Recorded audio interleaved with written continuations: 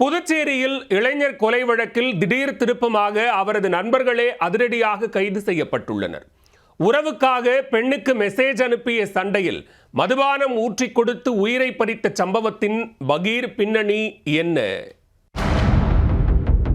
நண்பனை நயவஞ்சகமாக அழைத்து சென்று மது பாட்டில்களால் அடித்து கொலை செய்த 6 பேரில் 4 பேரின் கையில் மாவுக்கட்டு போடப்பட்டுள்ளது.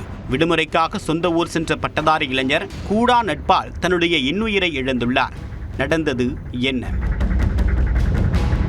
புதுச்சேரியில் ஆத்துவாய்க்கால்பேட்டை பகுதியை சேர்ந்த தம்பதி பிரபாகரன் கஸ்தூரி. இந்த தம்பதியின் மகன் ஜனா. பிகாம் பட்டதாரியான இவர் படித்து முடித்துவிட்டு சென்னையில் உள்ள ஒரு தனியார் வங்கியில் பணியாற்றி வந்துள்ளார். அண்மையில் விடுமுறைக்காக சொந்த ஊர் வந்தவர் மீண்டும் வேலைக்கு செல்லாமல் இருந்துள்ளார். கடந்த 24ஆம் தேதி திருவேணி நகர் மந்தைவெளி பகுதியில் இளைஞர் ஒருவர் இரத்த காயத்துடன் சடலமாக கிடந்ததாக போலீசாருக்கு தகவல் தெரிவிக்கப்பட்டுள்ளது. உடனே அங்கு விரைந்து சென்ற வில்லியனூர் போலீசார் உடலை கைப்பற்றி உடற்கூராய்வுக்காக கதிர்காமம் அரசு மருத்துவமனைக்கு அனுப்பி வைத்தனர். விசாரணையில் கொலை செய்யப்பட்டது பிரபாகரன் என்பவரின் மகன் ஜனா என்பது உறுதியானது. தொடர்ந்து வழக்கு பதிவு செய்த போலீசார் விசாரணை மேற்கொண்டனர். அதில் சம்பவத்தன்று ஜனாவை அவருடைய நண்பரான சிவா என்கிற சிவபாலன் பைக்கில் அழைத்து சென்றது தெரியவந்தது. சிவா கொலை செய்யப்பட்ட பிறகு அவர் தலைமறைவாகியுள்ளார். தொடர்ந்து தீவிர தேடுதல் வேட்டையில் இறங்கிய போலீசார் 3 நாட்களுக்கு பிறகு சிவபாலனை கைது செய்தனர். அவரிடம் மேற்கொள்ளப்பட்ட விசாரணையில் அதிர்ச்சியூட்டும் தகவல் வெளியானது.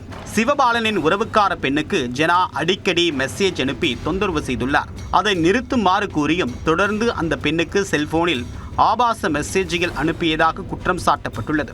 இதனால் நண்பன் என்றும் பாராமல் ஜனாவை தீர்த்து கட்ட சிவபாலன் சதி திட்டம் தீட்டியுள்ளார். அதன்படி கடந்த 24ஆம் தேதி இரவில் மது அருந்தலாம் என்று கூறி நைசாக ஜனாவை அழைத்து சென்றுள்ளார். அங்கு மேலும் சில நண்பர்கள் அருள், விக்கி, முரளி, மணி உள்ளிட்டோருடன் சேர்ந்து ஒன்றாக மது அருந்தியுள்ளனர். மது போதை தலைக்கேறியதும் தன்னுடைய உறவுக்கார பெண்ணுக்கு மெசேஜ் அனுப்பியது தொடர்பாக ஜனாவிடம் சிவபாலன் வாக்குவாதம் செய்துள்ளார்.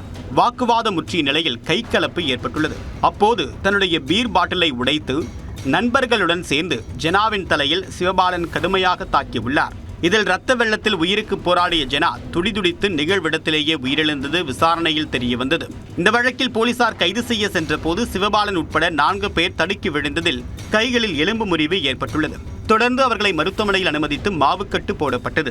பிறகு 6 பேரையும் நீதிமன்றத்தில் ஆஜர்படுத்திய போலீசார் அவர்களை காலாப்பட்டு மத்திய சிறையில் அடைத்தனர். பெண்ணுக்கு ஆபாச மெசேஜ் அனுப்பிய தகராறில் இளைஞருக்கு மதுபானம் ஊற்றி கொடுத்து நண்பர்களை அடித்து கொலை செய்த சம்பவம் புதுச்சேரியில் அதிர்ச்சியை ஏற்படுத்தியுள்ளது.